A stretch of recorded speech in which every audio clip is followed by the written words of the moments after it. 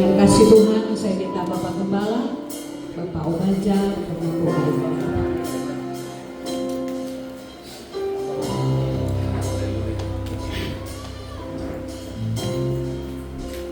Kita berdoa. Oleh anugerah-Mu kami boleh ada di tempat ini. Terima kasih, kasih setia-Mu terus menuntun kami dalam ibadah kami. Terima kasih hadirlah oleh Roh-Mu di tempat ini. Bermanifestasilah Roh Kudus di tempat ini, agar hari ini kami bersyukur, kami bersukacita bersama-sama dengan Tuhan. Terima kasih, kami buka ibadah kami dari awal pertengahan hingga akhir di dalam nama Bapa, Anak dan Roh Kudus, yaitu di dalam nama Yesus Kristus. Haleluya, haleluya. Sama-sama kita katakan amin. Mari bawa hidupku di hadapan Tuhan. Kami bersyukur sebab Engkau baik Tuhan, bahwasanya untuk selama-lamanya kasih setia-Mu dalam hidup kami. Kami bersyukur sebab Engkau baik Tuhan. Terima kasih buat anugerah-Mu yang cukup bagi kami sampai hari ini. Terpujilah nama-Mu Tuhan. Ini hidup kami Tuhan, kami mau persembahkan pagi ini. Biarlah itu menjadi persembahan yang kudus, yang berkenan di hadapan-Mu Tuhan. Ku ada sebab anugerah-Mu, ku ada karena kasih-Mu, Tuhan Yesus. Ku berterima kasih buat kasih rahmat. Ku ada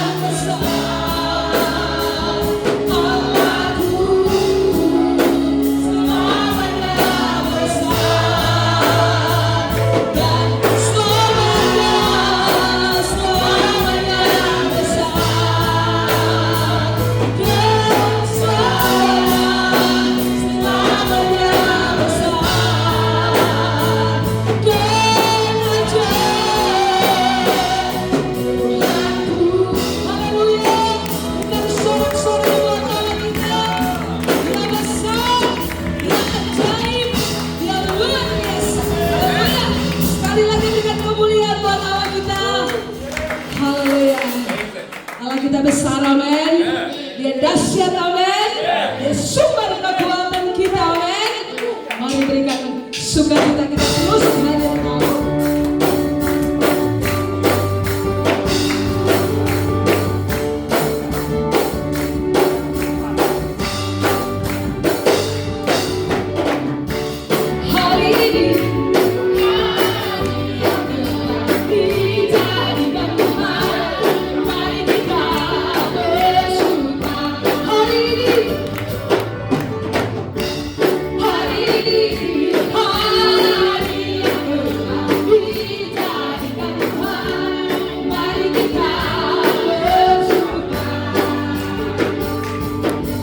Oke, lagunya bilang hari ini kita harus bersuka di hadapan Tuhan.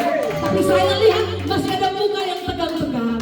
Jadi sambil nyanyi, coba lihat orang di samping kiri kananmu. Katakan bersuka cita di hadapan Tuhan. Ya. Kalau dia tidak senyum, ajak dia senyum.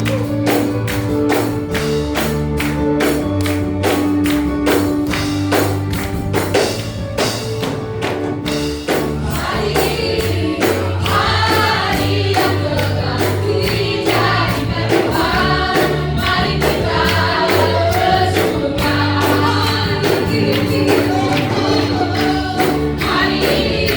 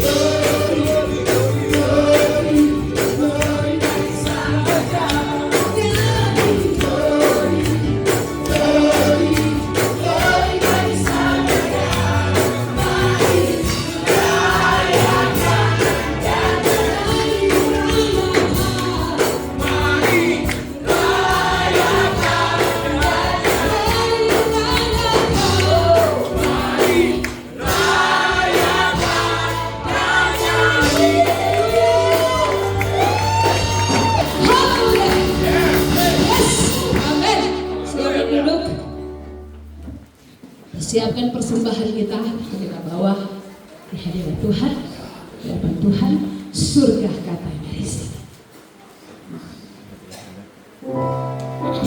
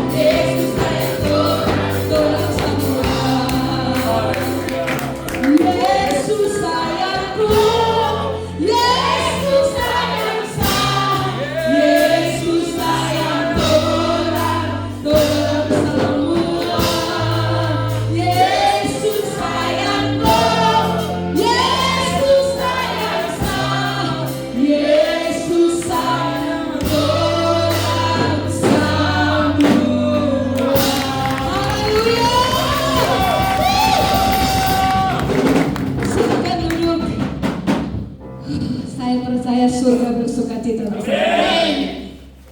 Mari siapkan hati kita, berikan respon hati yang baik kepada Tuhan, supaya firman Allah pagi ini benar-benar memberkati kita. Haleluya. Terima kasih Tuhan. Terima kasih. Engkau baik Tuhan. Kami bersyukur kepada Engkau. Terima kasih Tuhan. Engkau mulia Tuhan. Terima kasih Yesus.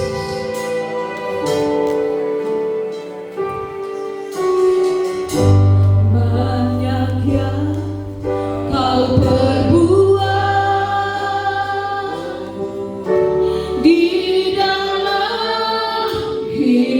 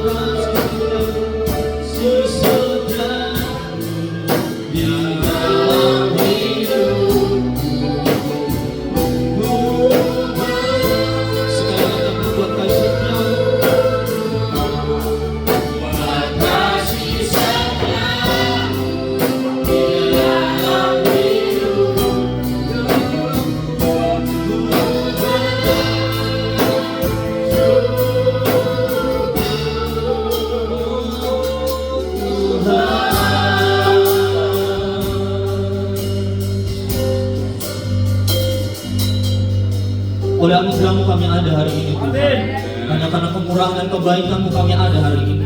Kami bersyukur Tuhan Yesus kesempatan ini. Terima kasih untuk hadirat-Mu, lawatan-Mu bagi kami. Lewat setiap pujian kami, penyembahan kami, Engkau melawat kami Tuhan. Dan hari ini, jam ini Tuhan, kami mau diisi oleh kebenaran firman-Mu. Hikmat kami manusia terbatas, tapi kami percaya bahwa Roh Kudus memberikan kami peranan untuk setiap firman yang kami belajar, sehingga firman ini Tuhan akan terus menerangi setiap langkah hidup kami. Kami akan mengerti, kami pahami dan kami lakukan atas hidup kami. Terima kasih selalu merapi kami semua Tuhan, merapi hamba-Mu. Kami siap untuk belajar firman-Mu, mengucap syukur dalam nama Tuhan Yesus Kristus. Haleluya. Mari semua bersama-sama katakan amin.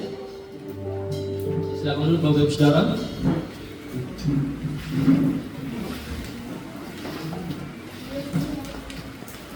Puji Tuhan, shalom. Puji Tuhan berkati luar biasa penyertaan Tuhan. Dan pertama-tama mengucapkan terima kasih buat Bapak Gembala yang beberapa waktu lalu memberikan kesempatan buat saya untuk ada bersama dengan Bapak Ibu Saudara kita semua tempat ini. Dan bersyukur juga untuk kepercayaan Tuhan Yesus memberikan saya kesempatan untuk bisa melayani pekerjaannya.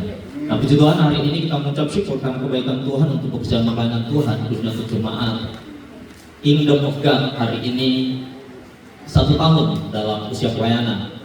Saya percaya ini masih sangat muda, tetapi saya percaya orang-orang yang ada dalam ini bukan orang-orang yang muda dalam pelayanan, tapi kita orang-orang yang sudah melanglang buana dalam pelayanan. Dan saya percaya bahwa hari ini adalah titik awal di mana Tuhan akan terus menyertai, memberkati, dan akan menjadikan jemaat, bahkan pelayanan kita akan semakin berkati Tuhan. Nah, puji Tuhan, Bapak Ibu Saudara yang kasih Tuhan. Saat ini kita akan belajar firman Tuhan kita akan buka kitab kita dalam Yohanes pasal yang ketiga. Kita akan baca 2 ayat dalam Yohanes pasal 3 ayat 16 dan ayat 17. Kalau kita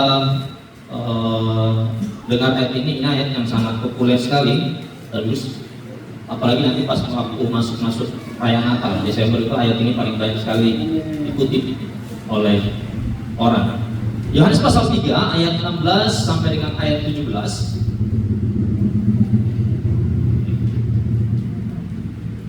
Kalau Bapak Ibu sudah menemukannya, bersama-sama katakan amin. Amin. Oke, kalau sudah menemukan, saya undang bagi diri bersama, kita akan baca ayat ini bersama-sama. Dalam Yohanes pasal 3 ayat 16 dan ayat 17. Kita baca bersama-sama dalam hitungan yang 3, 2, 3. Karena untuk bisa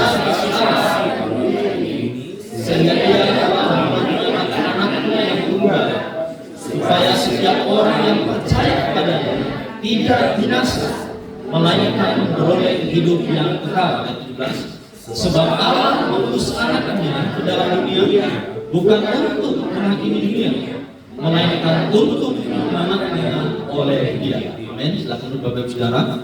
Nah, Bapak Ibu Saudara, dari kedua ayat yang kita baca ini, kalau kita baca mulai dari ayat pertama, ini berikutnya adalah percakapan Tuhan Yesus dengan Nikodemus. Yesus berbicara tentang kebaikan kembali. Tapi di ayat ini, ayat 16 dan ayat 17, ini sangat menarik sekali untuk kita simak Bapak Ibu Saudara, karena bisa mengangkat dua ayat ini untuk kita renungkan bersama hari ini. Dan hari ini saya memberikan tema untuk kita renungkan bersama, yaitu kasih yang melampaui akal. Saya percaya bahwa setiap kita tidak dapat melampaui cara Allah bekerja. Kita tidak dapat mengerti bagaimana Allah bekerja. Bahkan kita tidak akan pernah tahu bagaimana cara Allah mengasihi kita. Kita hanya sekedar tahu bahwa firman Tuhan berkata bahwa Allah mengasihi kita karena itu Dia menyerahkan anaknya. Tetapi bukan hanya sekedar itu, Bapak Ibu Saudara. Banyak orang pahami ya, kasih Allah seperti itu. Tetapi nanti kita akan lihat ada beberapa hal yang bagi saya cukup menarik. Kenapa saya harus belajar ini dan saya pelajari. Saya bukan hanya dengar, tapi saya pelajari. Dan saya gali lagi, ternyata ada hal yang lebih spesifik lagi yang saya harus pahami, saya sadari bahwa Tuhan mengasihi saya bukan hanya sekedar Dia memberikan Yesus bagi saya. Nah, hari ini Bapak Ibu Saudara, di dalam ayat ini, dalam ayat 15 dan 16, ayat 16 dan 17 kita berbicara tentang kasih. Kalau dalam bahasa Indonesia kita belajar kasih itu sangat, kata ini sangat sederhana sekali. Kasih ya kasih. Tapi kalau dalam bahasa asli dan terjemahannya, dalam terjemahan asli ada beberapa kata yang dipakai untuk menerangkan, mendefinisikan tentang kasih. Nah, di sini ada beberapa yang saya catat, Bapak Ibu Saudara, kita sedikit belajar tentang kasih. Nah, yang pertama itu ada kasih agape. Ini semua kita pasti tahu kasih agape. Itu kita bilang kasih Allah itu adalah kasih agape. Kasih yang bagaimana? Kasih agape. Kasih agape itu adalah kasih yang tidak menurut balas, kasih yang totalitas. Jadi sama seperti firman Tuhan ini berkata bahwa ketika Allah mengasihi dunia ini, Dia totalitas memberikan, bukan hanya anaknya, tetapi memberikan totalitas kasihnya buat dunia.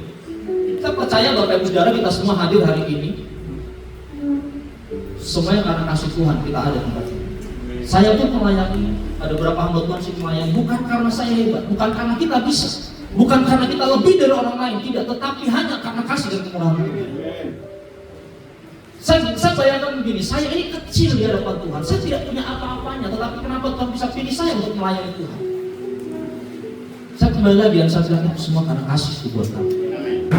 Hari ini pun karena kasih Tuhan buat kita, kita ada bersama-sama. Karena saya bilang begini, kita tidak dapat menyelami pikiran Allah, cara Allah mengasihi kita.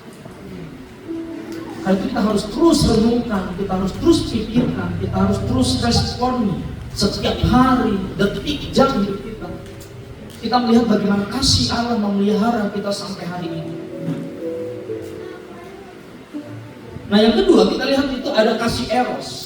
Itu kasih eros itu biasanya itu terjadi antara di kalangan pemuda dan pemudi. Nah kasih eros ini adalah kasih yang umumnya itu adalah yang menunjuk pada hawa nafsu jasmani dan juga seksual. Itu kasih eros. Dan ada juga namanya kasih philia atau kasih phileo. Itu adalah kasih persaudaraan. Kasih persaudaraan antara teman dengan teman dan lain sebagainya, itu kasih phileo. Dan ada satu kasih, ada kasih storge. Kasih storge itu adalah kasih yang menggambarkan antara orang tua dengan anaknya. Jadi kalau kita bilang kasih, saya mengasihi kamu. Kalau saya bilang sama saya punya anak, saya mengasihi kamu. Berarti itu adalah kasih storge, antara kasih saya karena saya mengasihi saya punya anak. Nah, dan ada yang terakhir itu adalah, ini mungkin jarang kita dengar, itu adalah kasih philautia. Biasanya itu kita pakai kata kasih ego, yaitu kita mengasihi diri kita sendiri, dan biasanya orang bilang ini, itu kan terlalu egois. Karena apa? Karena kita lebih mementingkan diri kita, mengasihi diri kita lebih dari orang lain. Dan kan dalam firman Tuhan, Bapak Ibu Saudara, kalau kita belajar firman Tuhan, baca firman Tuhan, Rasul Paulus katakan kepada jemaat di Filipi bahwa jangan setiap kita hanya memikirkan kepentingan diri kita sendiri, tetapi pikirkanlah juga kepentingan orang lain. Dalam jemaat, dalam gereja Tuhan, dalam jemaat Kingdom of God, saya berharap Bapak Ibu Saudara tidak ada dari kita yang hanya memikirkan kepentingan diri kita sendiri, tetapi mari kita pikirkan kepentingan bersama dalam pelayanan ini sebagai satu keluarga. Karena kita punya dalam Betani itu ada successful Betani family. Berarti ketika satu orang berhasil, semua keluarga Betani berhasil. Itulah kita punya moto. Karena itu kita harus pegang terus. Bahkan dalam moto FA dikatakan itu ada, kita dalam moto FA itu ada apa? Kesatuan hati tumbuh bersama dan memenangkan kita. Jadi kesatuan hati itu terjalin ketika kita memiliki kasih. Nah jadi Bapak Ibu Saudara, di dalam Yohanes pasal 3 ayat yang ke-16 ini, tadi saya katakan itu kita bahas tentang kasih. Karena kebanyakan kita, kalau kita mendengar tentang kasih, itu kita hanya tahu tentang bahwa kasih itu seperti ini gambarannya. Tetapi kita akan lihat bagaimana kasih Allah bekerja atas hidup saya dan saudara. Nah, ayat selanjutnya di ayat 16 kata begini, karena begitu besar kasih Allah akan dunia ini. Sampai di sana dulu Bapak bicara. Kasih Allah, besar kasih Allah akan dunia ini.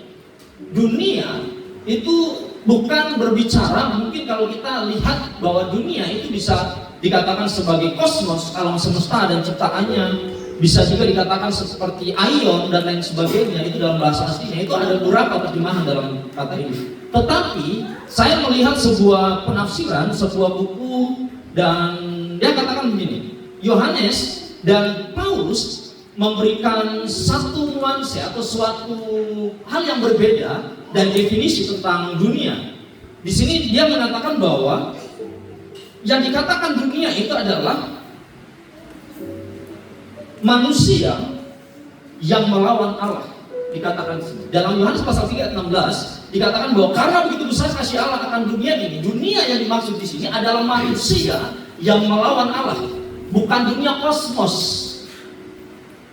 Karena kita tahu suatu saat dunia akan dihancurkan. Tetapi firman Tuhan kami ini, orang-orang yang bertahan, orang-orang yang hidup dalam firman Tuhan, itu mereka akan selamatkan. Karena itulah yang dikatakan dengan dunia. Dalam terjemahan dikatakan dunia, Yohanes memakai kata sebagai manusia yang melawan Allah. Nah, Bapak Ibu Saudara,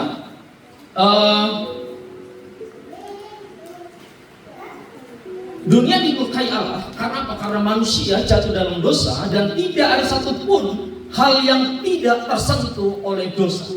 Jadi ketika dunia manusia jatuh dalam dosa, semua itu dikatakan, saya katakan sini, tidak ada satupun di dalam dunia ini yang tidak tersentuh dengan dosa. Makanya orang selalu bilang ini, kalau ada orang berkata bahwa dia tidak berbuat dosa, dia orang yang paling benar, maka dia kita bisa tempatkan depan dan kita bisa sembah dia, karena dia orang yang paling suci, orang yang paling benar. Sementara Alkitab berkata tidak ada satu manusia pun yang benar, tetapi semua manusia sudah berbuat dosa dan hilang kemuliaan Allah. Itu sudah jelas dicatat dalam Roma pasal 3 ayat 23. Jadi kita tidak bisa menutup diri. Kita semua orang yang berdosa, tetapi karena kasihnya, firman Tuhan katakan, karena kasihnya kita diselamatkan. Dalam Efesus pasal 2 ayat 8 dan 9 dikatakan itu bukan karena usaha kita, bukan karena pekerjaan kita, semua hanya karena kasih anugerah Tuhan. Saya mendengarkan satu khotbah seorang khotbah dia bilang begini, kenapa Tuhan mengusir manusia dari Taman Eden? Bukan karena mereka makan buah yang dilarang oleh Tuhan, bukan. Ketika manusia Adam, Hawa makan buah itu dan diberikan kepada Adam, ketika mereka telanjang, firman Tuhan bilang begini, Tuhan datang, Allah datang ke taman itu pagi-pagi benar. Waktu mereka mendengar langkah Tuhan, dibilang mereka tidak mendengar seperti film Jurassic Park, mereka melihat kayak dinosaurus masuk dalam lingkungan masyarakat dan kemudian orang berubah kan dengan suara itu. Tidak, tapi Yesus datang dan kemudian Allah datang dan dia panggil seperti ini. Adam, di mana kamu? Dengan suara yang lembut. Tetapi Adam dia bilang ini, Tuhan saya sembunyi karena saya telanjang. Kemudian Yesus bilang, Allah berkata begini, kenapa? Apakah kamu makan buah yang aku larang? Adam bilang apa? Perempuan ini kasih saya. Kemudian Allah datang kepada Hawa dan bilang, Hawa, kenapa kasih makan Adam? Hawa bilang begini, ular ini. Adam bilang, kalian keluar dari taman Eden. Karena apa? Karena mereka saling mempersalahkan. Nah di sini Bapak Ibu Saudara, tidak ada dari kita orang yang akan saling mempersalahkan satu dengan yang lain. Kita adalah orang-orang yang sudah ditebus oleh darah Yesus. Kita adalah orang yang sudah menikmati kasih Allah. Mari kita mau teruskan kasih itu kepada orang lain, kepada sesama kita, di mana kita ada. Teruskan kasih itu kepada dia. Supaya apa? Kasih itu tidak berhenti di kita, tetapi kasih itu akan berlanjut kepada orang lain. Karena itu apa? Kita ada di dunia ini karena apa? Firman Tuhan bilang supaya kita menjadi berkat, menjadi terang. Terang kita sebagai apa? Untuk menunjukkan bahwa kita adalah milik Kristus. Kita harus memberikan kasih kepada orang lain. Nah, Bapak Ibu Saudara, karena itu ketika dunia sudah berdosa, saya percaya begini, dunia harus dijauhi. Dunia sudah tidak bisa lagi diselamatkan. Mungkin kita bilang dunia tidak bisa diselamatkan karena dosa. Setiap hari kita hidup dalam dosa, setiap hari kita bergumul dengan dosa itu. Tidak ada orang yang kebal dengan dosa, termasuk hamba Tuhan. Tidak ada. Semua orang sudah jatuh dalam dosa. Dan dalam kitab Kejadian pasal 6 dikatakan begini, kecenderungan hati manusia selalu ingin berbuat dosa. Jadi tidak ada manusia yang akan dapat selamatkan dirinya sendiri. Karena itu Allah dia berinisiatif untuk menyelamatkan. Kita bersyukur Bapak Saudara, amin. Nah, Bapak Ibu Saudara,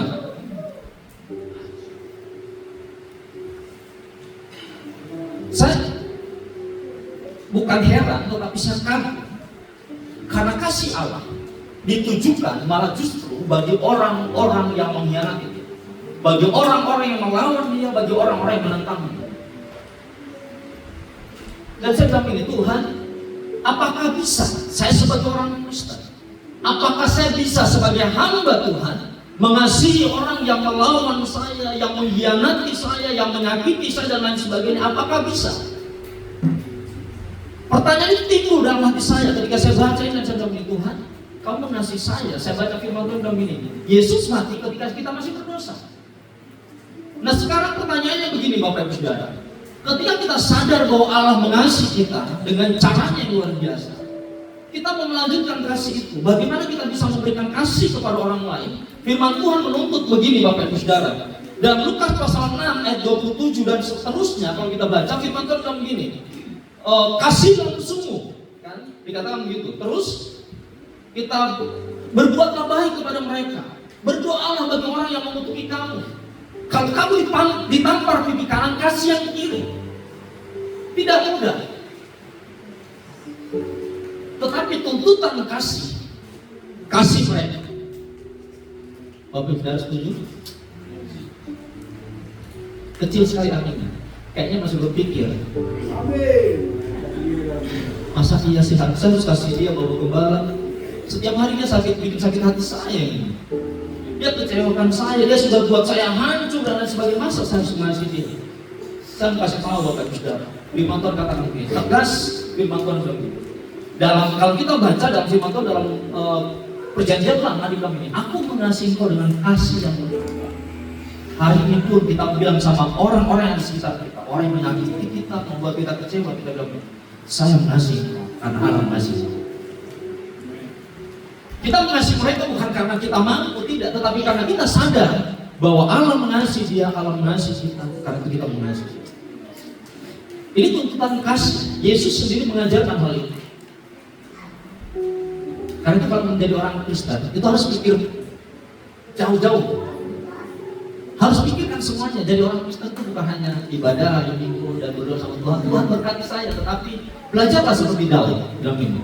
Kayak dia bilang ini, ujilah aku Tuhan, cobalah aku Tuhan. Kita belum minta saja, kita sudah diuji. Apalagi kalau kita minta. Tuhan bilang ini, saya senang sekali. Saya punya anak satu ini minta untuk diuji. Saya akan kasih ujian sama dia.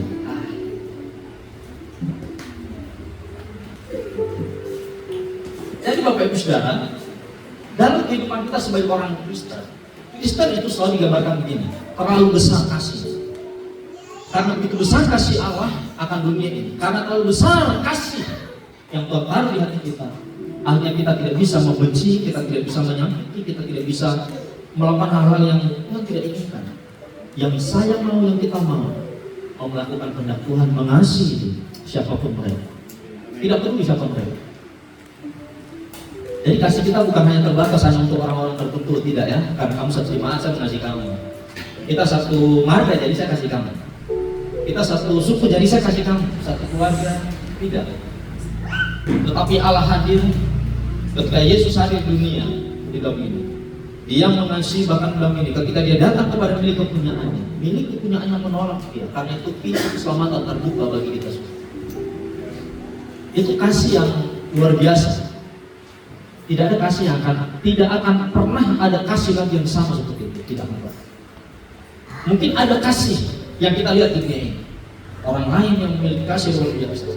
Tapi itu jauh berbeda dengan kasih Allah. Karena kasih Allah itu total. Dia memberikan itu total, dia tidak pernah menuntut balas, dia tidak pernah meminta kepada kita. Nah, karena itu Bapak Ibu Saudara, saya katakan begini, kalau kita berkata bahwa kita mengasihi Tuhan, Tuhan mau tanya begini, apa buktinya? Bapak Ibu Saudara mengasihi Tuhan? Mengasihi Tuhan?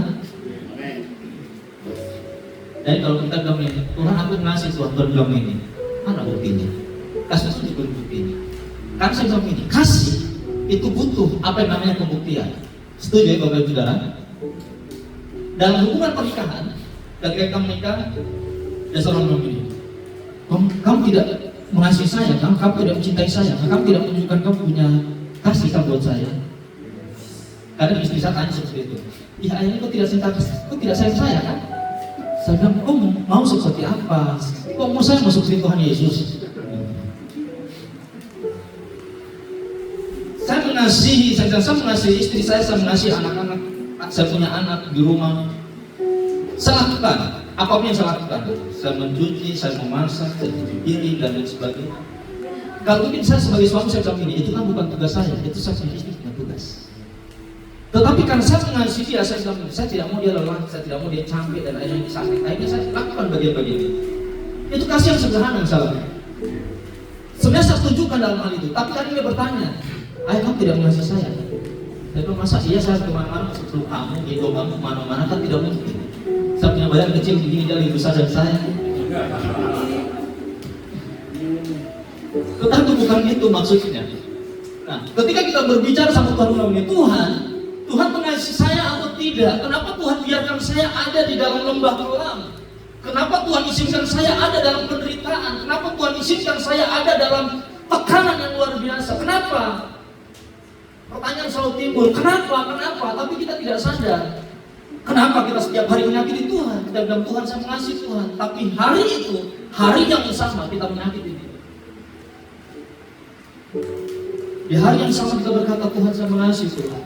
Tidak lama kita menyakiti Dia dan terus itu berulang-ulang. Nah karena itu Bapak Ibu Saudara, saya katakan begini, bahwa kasih itu butuh apa yang namanya pengorbanan, pembuktian dan pengorbanan. Kasih tanpa pengorbanan itu cuma itu tidak ada faedahnya saya katakan. Ada seorang penulis buku, Pak Julianto Simanjuntak. Dia seorang penulis buku konseling. Saya senang baca bukunya karena dulu saya sering kumpulkan dan sering baca. Ada satu perkataan yang menarik buat saya bilang. Dia berkata begini, kalau kau mengasihi, jadilah seperti bunga. Bunga itu ketika dia ditanam, kemudian mungkin orang injak dia, mungkin dia mati, tetapi dia tidak menyakiti kita. Yang dia keluarkan itu aroma, harum itu. Makanya ketika saya baca itu saya bilang, iya. Makanya ketika kita mengasihi, ketika orang sakiti kita, jangan kita menyakiti balik, tapi kita kasih keluar aroma Kristus dalam diri kita. Kita mengasihi Dia, kita tunjukkan senyum kita, sekalipun mungkin di hati kita sakit, tetapi tunjukkanlah senyum yang ikhlas. Bukan senyum yang sini sakit dan sakit harus senyum kayak berpikir, oh lihat saya senyum tapi nanti kutung. Tapi kasih kita, ketika kita dilakukan seperti itu, jadilah seperti rumput, jadilah seperti itu. Waktu kita injak-injak rumput itu dia tidak bilang begini, injak-injaknya sakit gitu kan. Tetapi ada aroma yang dia keluarkan dan kemudian kita bilang harum sekali, tapi dia tidak sadar kita sedang menyakiti. Itu yang harus kita lakukan. Nah itulah pengorbanan yang Yesus berikan buat kita. Itulah pengorbanan yang Allah berikan kepada kita melalui anak Yesus.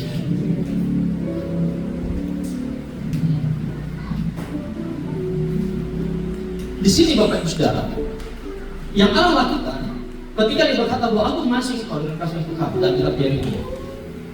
Dia mengasihi kita bukan dengan pengorbanan materi yang kemudian bilang ini, bukan dengan emas, perak dan sebagainya. Dia tidak mengorbankan itu. Mungkin orang berpikir begini, akan bisa. Tuhan kan punya banyak cara untuk menolong manusia supaya bisa diselamatkan. Kenapa harus mengorbankan Yesus? Ada banyak cara. Dia memang punya kuasa, dia punya otoritas. Tetapi bukan itu. Dia mau membuktikan, dia mau menunjukkan bahwa Dia mengasihi kita. Karena itu Dia mau berkorban. Bukan hanya sekedar karena aku mengasihi kamu, oke saya berkuasa jadi saya bisa selamatkan kamu. Bisa. Tetapi tidak seperti itu. Dia mau menunjukkan dan membuktikan, ini saya punya pengorbanan buat kamu. Nanti kita akan makan tubuh dan darah Kristus, kita akan masuk dalam perjamuan. Itu adalah bukti pengorbanan Kristus. Bagaimana tubuhnya, darahnya tercurah bagi kita, tubuhnya dihancurkan bagi kita. Itu sebenarnya sudah cukup bagi kita. Itu sebenarnya sudah cukup bagi kita bahwa kita bilang begini, sekalipun Tuhan tidak tolong saya, seperti saya bermisah kabinnya ini, saya tetap menyembah kepada Tuhan. Sekalipun dagingku dan hatiku habis lenyap, aku akan tetap mengasihi Tuhan. Itu yang seharusnya kita katakan sama Tuhan. Jangan Tuhan mengapa, kenapa dan lain sebagainya.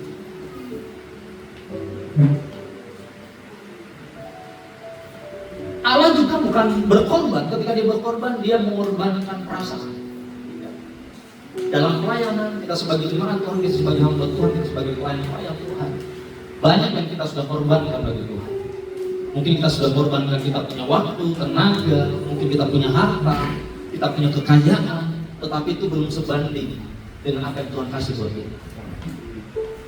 Kalau saya tanya sini, ada yang mau menjadi tumbal untuk pelayanan? Mungkin bawa imbalan. Ayo, ada yang mau dipersembahkan bagi Tuhan? Salah satu jemaat angkat tangan, ayo yang mau dikorbankan bagi Tuhan di sini di depan untuk pelayanan. Jemaat akan dorong satu dengan lain. Tetapi ketika Yesus diutus oleh Bapaknya, ketika Dia berdoa di Taman Getsemani, kemudian Dia bilang begini, Bapak kalau bisa cawangi laut. Lalu Bapaknya bilang begini, ketika Dia berdoa, Dia bertemu dengan Musa dan Elia, mereka menyampaikan itu, bahwa tujuan Yesus itu dia harus menderita, dia harus mati di salib. Itu tujuannya. Itu dia pasti mengalami ketakutan yang sangat luar biasa. Nah, dalam pelayanan Bapak Ibu Saudara, kita tidak sampai mengorbankan darah kita mungkin untuk pelayanan. Mungkin kita hanya mengorbankan kita punya harta, kekayaan, waktu, tenaga, pikiran dan sebagainya. Itu tidak seberapa. Tetapi Yesus mengorbankan segalanya untuk saya dan saudara. Dia mengorbankan segalanya. Kesenangannya dikorbankan. Yang seharusnya dia ada di sorga, dia menikmati kehidupan di sorga seperti apa. Tetapi dia mau tinggalkan sorganya hanya untuk mencari saya dan saudara, supaya kita bisa selamat.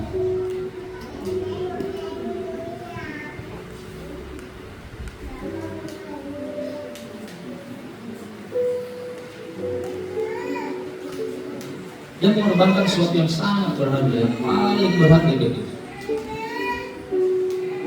Saya punya anak satu, karena kan baru satu. Ketika dia sakit, saya bergumul, saya bilang, Tuhan, kenapa saya sedang sakit?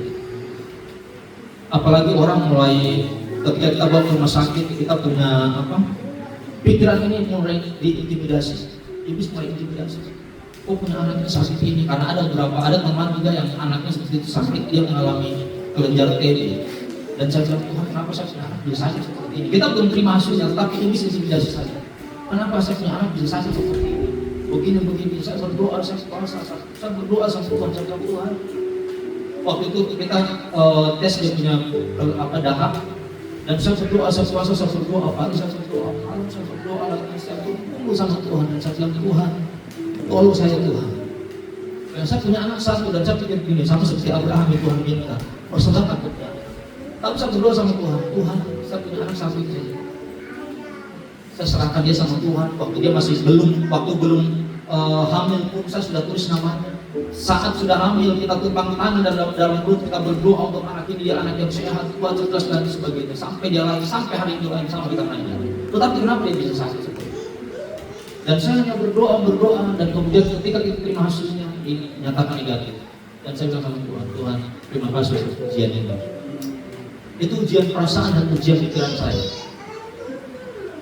Tetapi saya percaya bagi firman Tuhan dalam ini, dia tidak memberikan pencobaan melebihi kekuatan.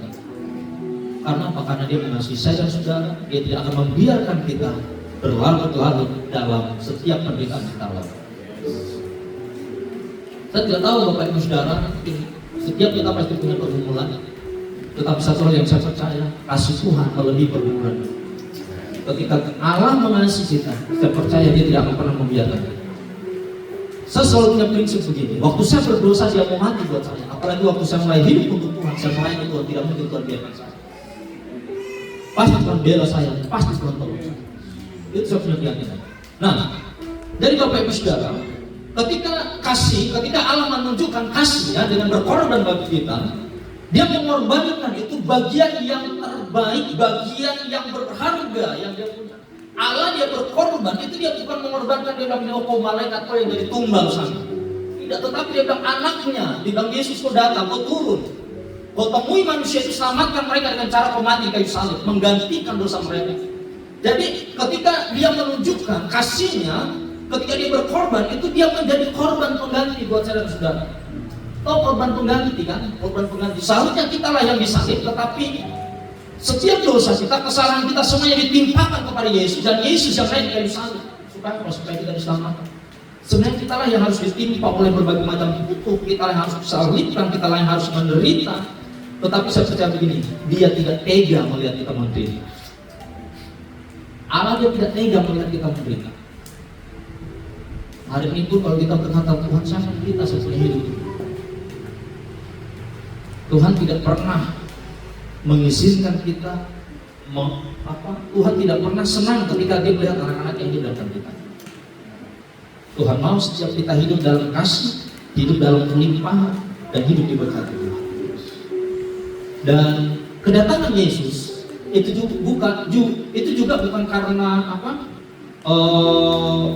usulan atau mungkin itu ada permohonan dari orang ketiga. Tidak. Karena kita berdoa terus, akhirnya Bapak bilang ini, Yesus, kau turun temui kau mati buat dia saja. Jadi tidak ada pihak ketiga, tidak ada orang lain, tidak ada pihak lain yang punya inisiatif ini, dan ini adalah inisiatif Allah sendiri. Saya bersyukur ketika jemaat punya inisiatif dalam pelayanan. Saya kerjakan bagian saya melayani bagian ini. Saya akan lakukan ini untuk pelayanan, saya akan kerjakan ini untuk pelayanan. Ini inisiatif tanpa ada pihak ketiga yang hanya merekomendasikan atau perintahkan. Tetapi Allah, dia inisiatif sendiri dalam ini. Yesus kau turun, kau jadi manusia, kau akan mati, dan kau menggantikan manusia supaya manusia bisa terus dari dosanya dan mereka selamat. Nah, karena itu hari ini Bapak Ibu sudah saya katakan, tidak ada alasan bagi kita semua untuk tidak melayani. Tidak ada alasan bagi kita semua untuk tidak mengasihi Tuhan dan mengasihi sesama kita. Tidak ada alasan. Dan kita harus lakukan dan kita harus kerjakan.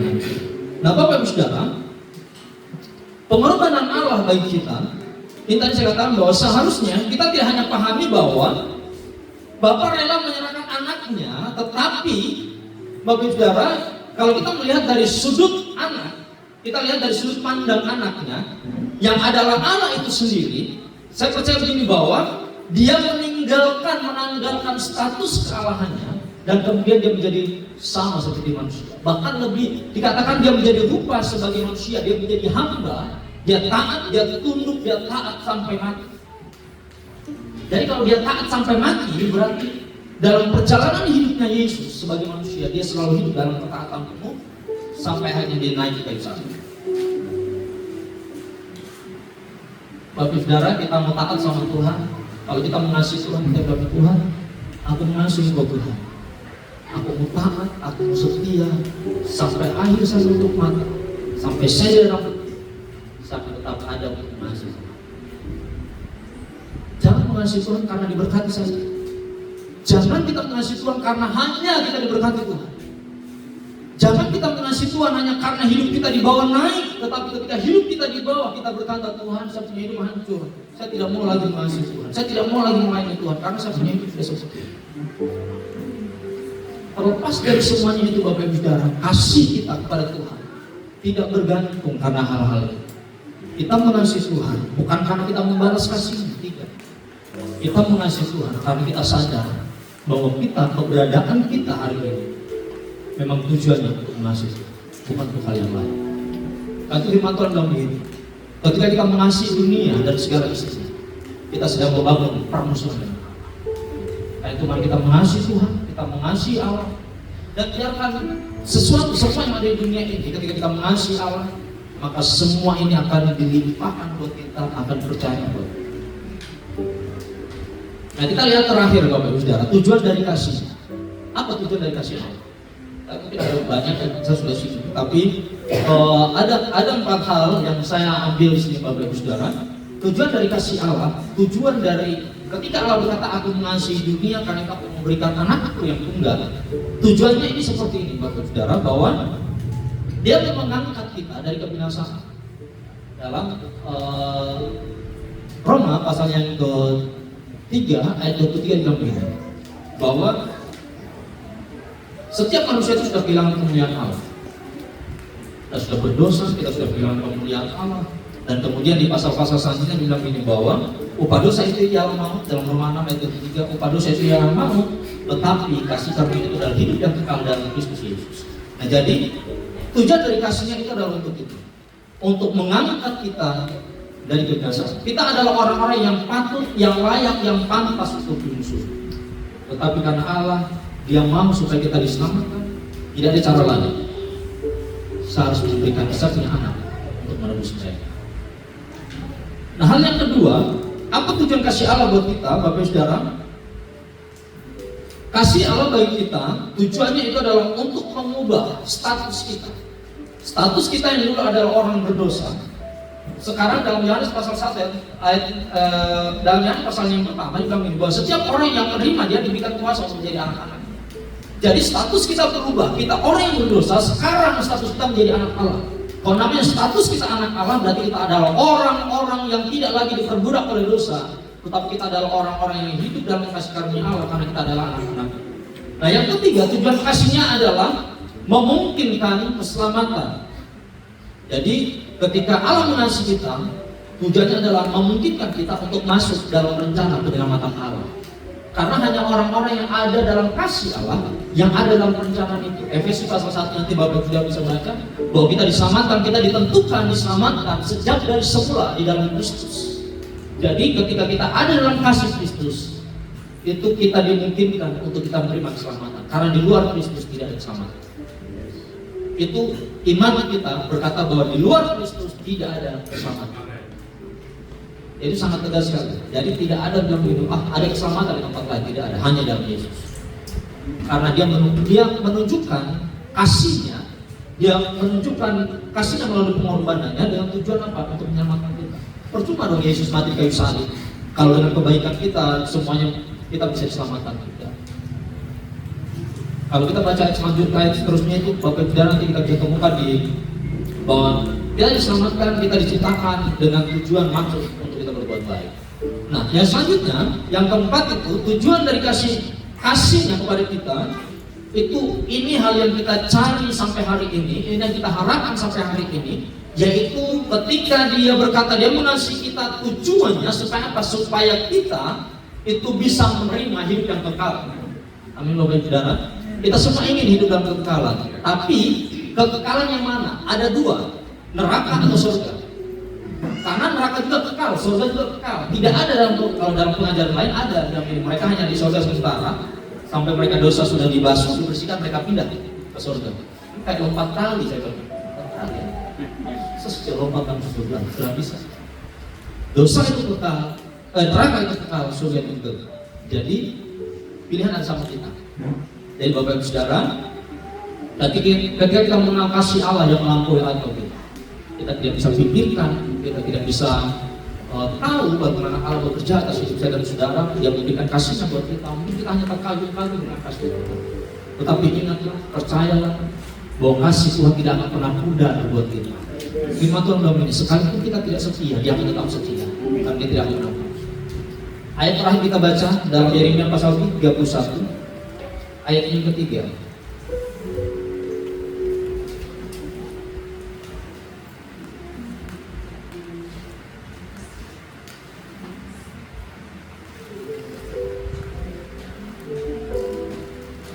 Yeremia pasal 31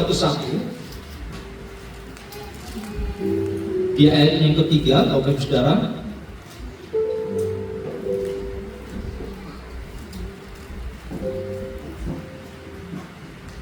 Semua sudah dapat? Kalau sudah dapat kita baca bersama-sama ayat ini. Yeremia pasal 31 ayatnya yang ketiga, dari hitungan yang ketiga, 23. Dari jauh Tuhan menampakkan diri kepadanya.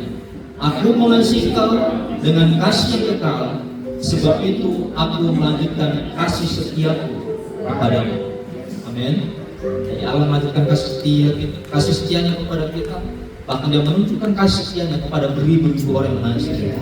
Pada hari ini Bapak Ibu Saudara, mari kita berikan yang terbaik bagi Tuhan dalam hidup kita. Apa yang berharga, apa yang mulia, apa yang terbaik, mari kita berikan bagi Tuhan. Itu Bapak Ibu Saudara, hari ini dan firman Tuhan yang berkati kita semua, kita bertumbuh dalam kasih Allah yang benar. Kita mengasihi Tuhan, semakin hari semakin mengasihi Tuhan, semakin hari terus tenggelam dalam kasih Tuhan, menikmati kasih-Nya, menikmati kebaikan-Nya. Apapun keadaan hidup kita, percaya kasih Tuhan tidak akan pernah berhenti mengasihi kita, tidak akan pernah pudar dalam hidup kita. Mungkin orang lain tidak mengasihi kita, mungkin kita orang-orang yang diabaikan oleh orang lain, tetapi percayalah Tuhan tidak akan pernah mengabaikan kita. Dia tetap mengasihi kita, apapun situasi keadaan kita, Dia akan tetap mengasihi kita. Terima kasih Tuhan.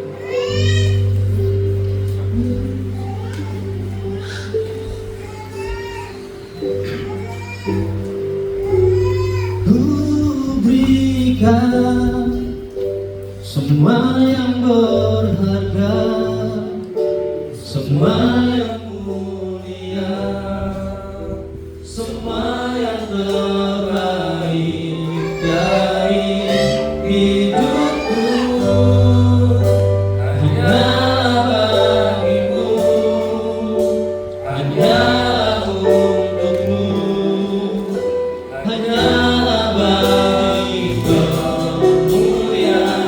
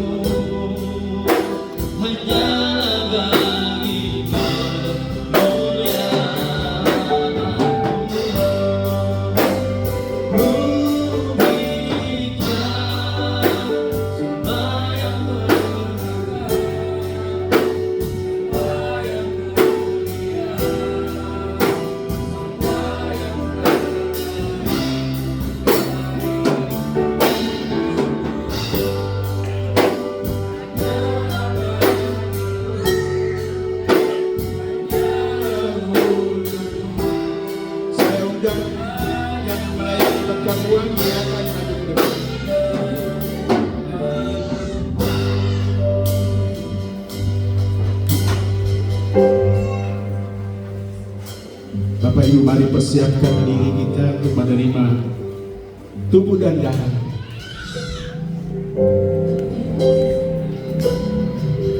Kasih aku sungguhlah terbukti ketika Dia serahkan anaknya. Kasih Allah mau berkorban bagi kau dan aku.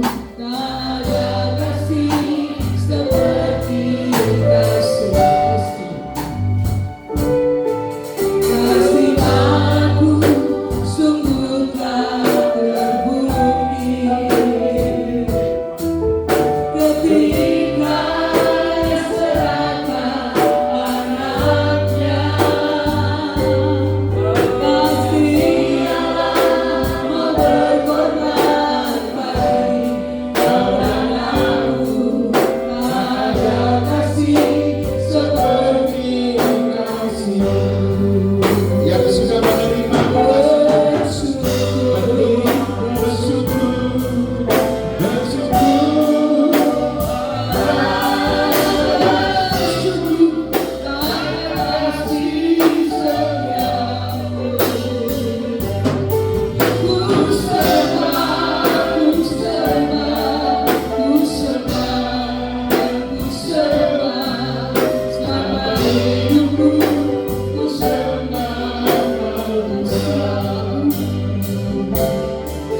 Kasih aku sungguhlah terbukti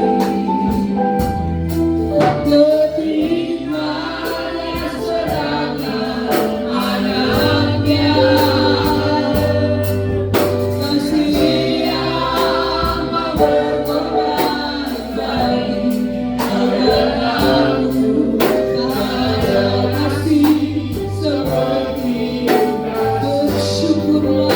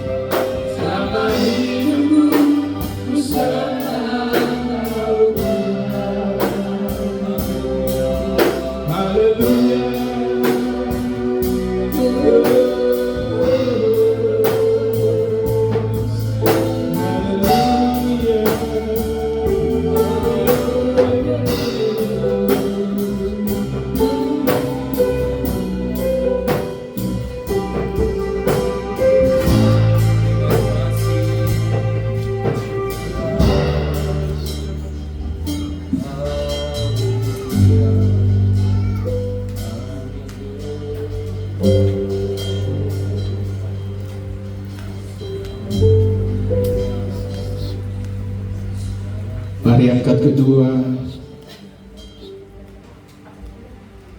tubuh dan darah Yesus. kau angkat dan mari berdoa sejenak. Apa yang Tuhan taruh di dalam hatimu, katakan bahwa aku mengasihimu Tuhan.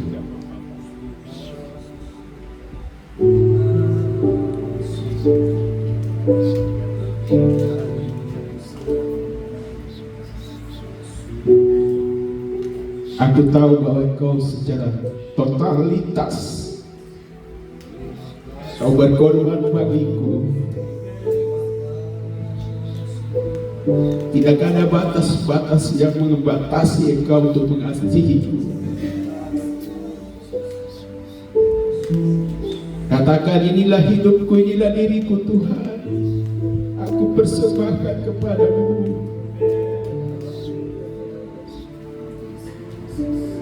Dia ada di sini. Dia ada di sini, saudaraku. Dia ada di sini. Dia akan menjamah engkau.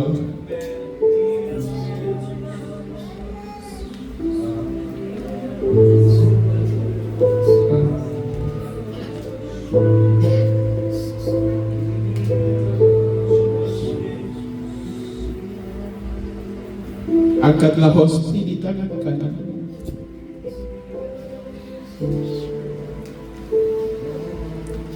Dia telah dicabik-cabik.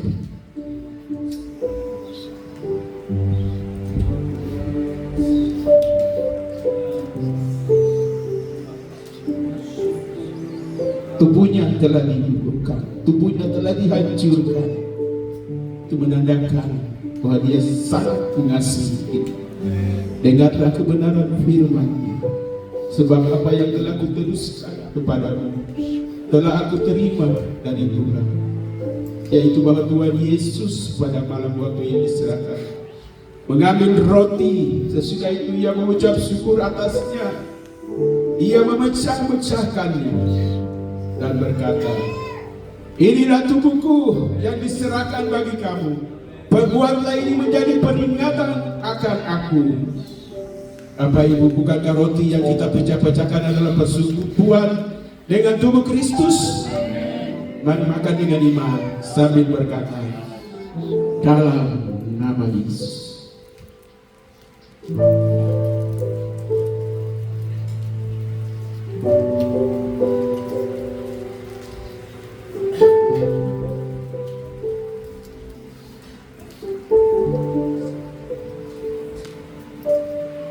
Terima kasih. Angkatlah cawan lebih tinggi dari kepalamu dan angkatlah kepalamu, bahwa itu menandakan engkau dan aku adalah lebih dari pemenang. Demikian juga ia mengambil cawan sesudah makan, lalu berkata, cawan ini adalah perjanjian baru yang dimeteraikan oleh darahku. Perbuatlah ini setiap kali kamu meminumnya menjadi peringatan akan aku. Apa ini bukankah cawan pengucap syukur yang atasnya kita ucap syukur adalah persekutuan dengan darah Kristus? Mari minum dengan iman sambil berkata, dalam nama Yesus.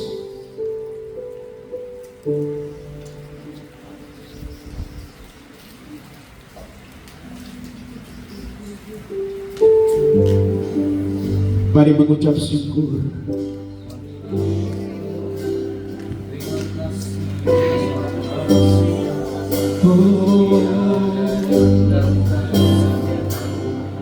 Terima kasih Yesus.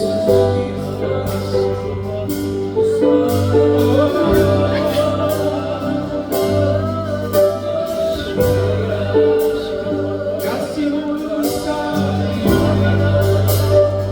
kasih-Mu indah.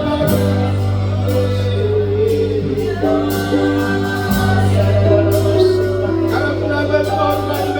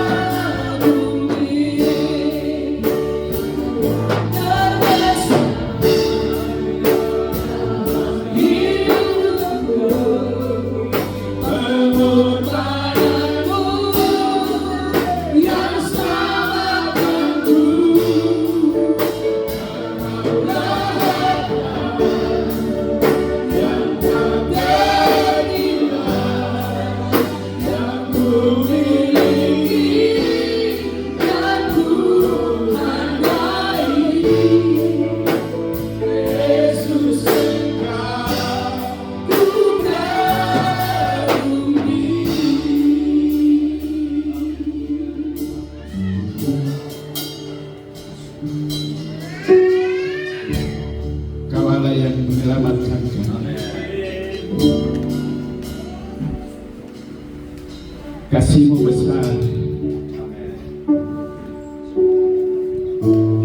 Kau mengubah seluruh hidup kami. Kau mengangkat hidup kami menjadi orang-orang yang percaya kepadamu. Dari sekian banyak orang Kau memilih kami dan Kau menempatkan kami di tempat yang pantas, dan Kau memberikan kasih-Mu yang besar bagi kami. Terima kasih Tuhan. Terima kasih Bapa. Kebenaran firman-Mu, terima kasih untuk tubuh dan darah-Mu. Kami tahu tubuh dan darah-Mu, kami peringati untuk menunjukkan bahwa Engkau ada di dalam kami, dan kami pun ada di dalam Engkau. Terima kasih Tuhan. Berapi hamba-Mu, pakai hamba-Mu lebih lagi dalam seluruh aspek pelayanannya. Seluruh keluarganya diberkati, seluruh jemaatnya diberkati di dalam nama Yesus. Terima kasih Bapa. Semua kami diberkati hari ini. Di dalam nama Yesus kami mengucap syukur untuk tubuh dan darah-Mu, bahkan untuk kebenaran firman-Mu. Haleluya. Mari berikan tepuk tangan yang meriah bagi Tuhan. Amin.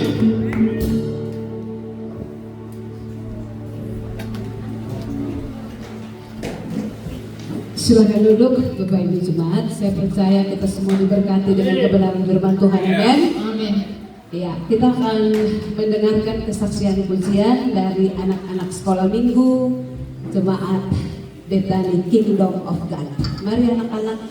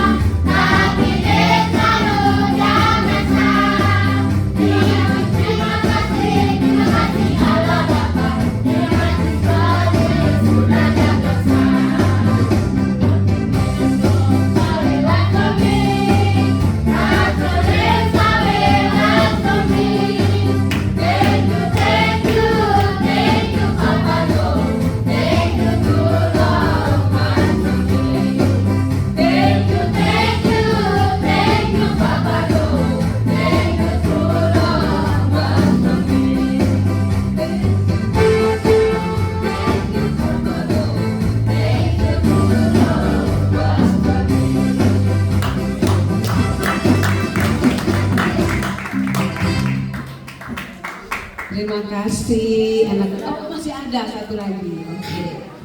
Terima kasih.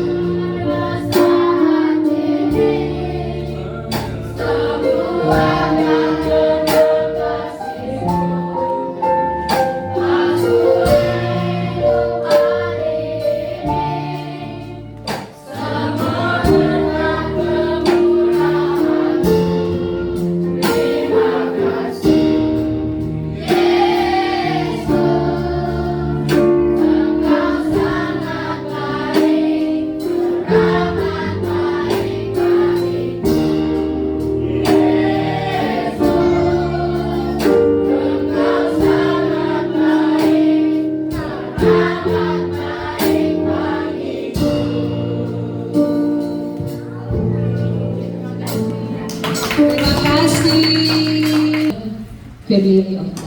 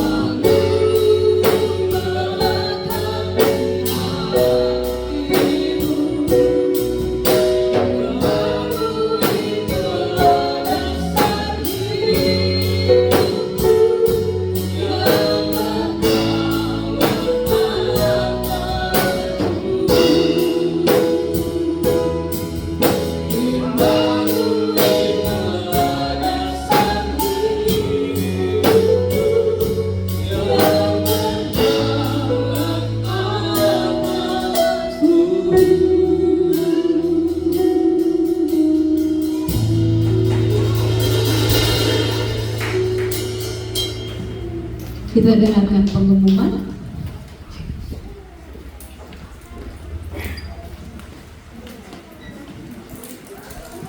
Baik, shalom. Shalom.